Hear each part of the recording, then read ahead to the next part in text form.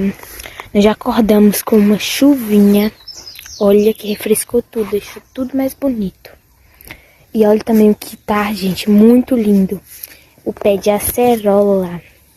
Está bem cheio. Olha ali também o pé de abóbora. E aqui é o pé de acerola. Olha como tá lindo. Do lado, eu catando a acerola.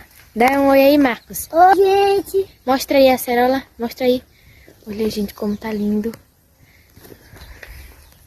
Tem cada uma das acerolas. Deixa eu pegar aqui uma. Vou mostrar, olha.